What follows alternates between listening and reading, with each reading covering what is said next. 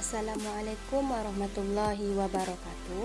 Perkenalkan, nama saya Nur Halimah, program studi pendidikan IPS semester 6 dengan NIM 2038015, mata kuliah UTS Demokrasi dan HAM, dosen pengampu Bapak Rian Prayogi, MPD.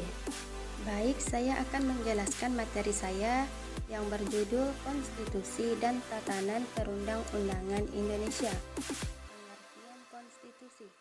Konstitusi dalam sebuah negara adalah sebuah norma politik dan hukum tertuang pada pemerintahan negara, biasanya yang dimodifikasi sebagai makna tata urutan peraturan perundang-undangan. Makna peraturan perundang-undangan di Indonesia yaitu peraturan perundang-undangan yang berlaku memiliki hierarki atau tingkatan. Landasan hukum pembentukan peraturan perundang-undangan terbagi tiga. Yang pertama, landasan filosofis, yaitu merupakan pertimbangan atau alasan yang menggambarkan bahwa peraturan yang dibentuk mempertimbangkan pandangan hidup, kesadaran, dan cita hukum yang meliputi suasana kebatinan serta falsafah bangsa Indonesia yang bersumber dari Pancasila dan pembukaan Undang-Undang Dasar Negara. Yang kedua, landasan sosiologis, merupakan pertimbangan atau alasan yang menggambarkan bahwa peraturan yang dibentuk untuk memenuhi kebutuhan masyarakat dalam berbagai aspek. Yang ketiga, landasan yuridis, merupakan pertimbangan atau alasan yang menggambarkan bahwa peraturan yang dibentuk untuk mengatasi permasalahan hukum atau mengisi kekosongan hukum dengan mempertimbangkan aturan yang telah ada, yang akan diubah atau yang akan dicabut guna menjamin kepastian hukum dan rasa keadilan masyarakat. Sejarah lahirnya dan perkembangan konstitusi di Indonesia. Konstitusi Indonesia sebagai suatu revolusi Greenwich setelah disahkan pada 18 Agustus 1945 oleh Panitia Persiapan Kemerdekaan Indonesia dalam sebuah naskah yang dinamakan Undang-Undang Dasar Negara Republik Indonesia. Dalam sejarah perkembangan ketatanegaraan Indonesia ada 4 macam undang-undang yang pernah berlaku. Yang pertama, periode 18 Agustus 1945 sampai 27 Desember 1949. Saat Republik Indonesia diproklamasikan pada tanggal 17 Agustus 1945, Republik yang baru ini belum mempunyai undang-undang dasar. Yang kedua, 27 Desember 1949 sampai 17 Agustus 1950. Perjalanan negara Republik Indonesia ternyata tidak luput dari rongrongan pihak Belanda yang menginginkan untuk kembali berkuasa di Indonesia. Akibatnya Belanda mencoba untuk mendirikan negara-negara seperti negara Sumatera Timur, negara Indonesia Timur, negara Jawa Timur, dan sebagainya. Yang ketiga, periode 17 Agustus 1950 sampai 5 Juli 1959. Periode federal dari Undang-Undang Dasar Republik Indonesia Serikat 1949 merupakan perubahan sementara karena sesungguhnya bangsa Indonesia sejak 17 Agustus 1945 menghendaki sifat kesatuan. Maka negara Republik Indonesia Serikat tidak tertahan lama karena terjadinya penggabungan dengan Republik Indonesia. Yang keempat, periode 5 Juli sampai sekarang. Perubahan Konstitusi Indonesia berdasarkan pasal 37 Undang-Undang Dasar 1945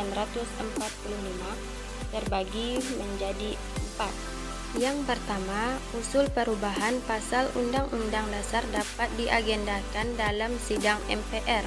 Yang kedua, setiap usul perubahan pasal Undang-Undang Dasar diajukan secara tertulis dan ditunjukkan dengan jelas bagian yang diusulkan untuk diubah beserta alasannya. Yang ketiga, untuk mengubah pasal Undang-Undang Dasar, sidang MPR dihadiri 2/3 dari jumlah anggota MPR. Yang keempat, putusan untuk mengubah pasal Undang-Undang Dasar dilakukan dengan Persetujuan 50% ditambah 1 orang anggota MPR. Perubahan Undang-Undang Dasar. Undang-Undang Dasar 1987 Agustus 1945 sampai 27 Desember 1949. Konstitusi 27 Desember 1949 sampai 17 Agustus 1950. Undang-Undang Dasar 1945 dan Perubahan 1. 19 Oktober 1999 sampai 18 Agustus 2000.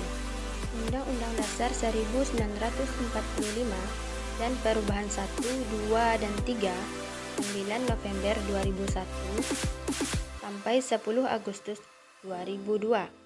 Undang-Undang Dasar 1945 5 Juli 1959 sampai 19 Oktober 1999. Undang-Undang Dasar Republik Indonesia 17 Agustus 1950 sampai 5 Juli 1959.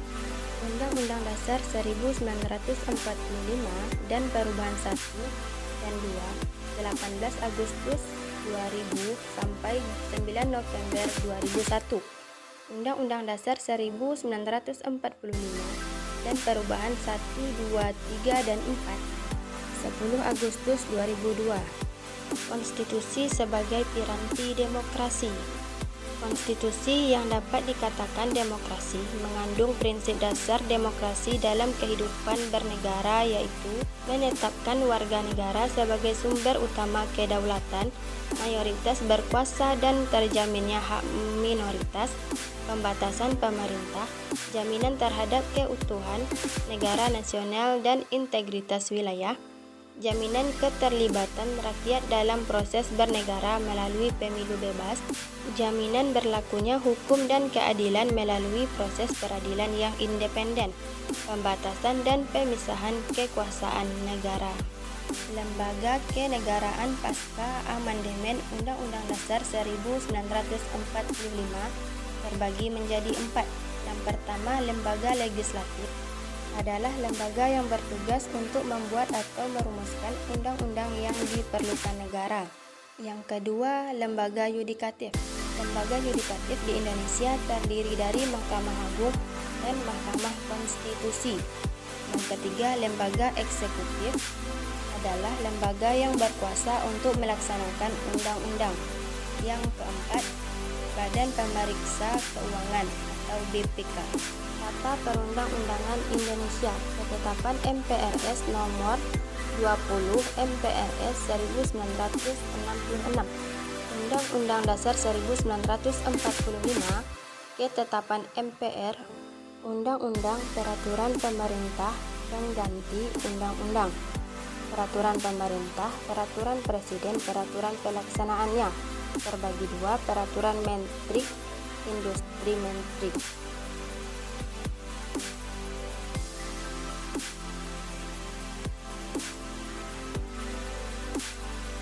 Adik-adik yang lulusan SMA atau sederajat, mari gabung bersama kami di Universitas Pesisir Pengarayan, Fakultas Keguruan Ilmu Pengetahuan, Program Studi Pendidikan IPS. Banyak beasiswa di Universitas Pesisir Pengarayan untuk memudahkan biaya perkuliahan adik-adik ke depannya. Ayo daftar di Program Studi Pendidikan IPS.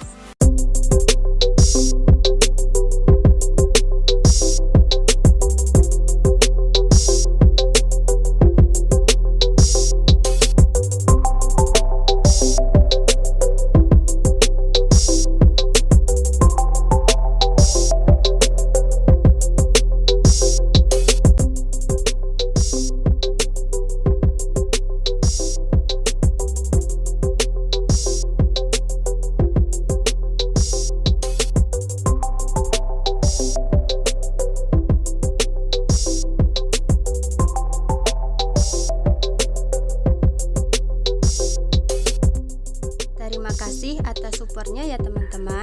Jangan lupa like dan subscribe-nya ya. Lebih dan kurang mohon maaf. Assalamualaikum warahmatullahi wabarakatuh.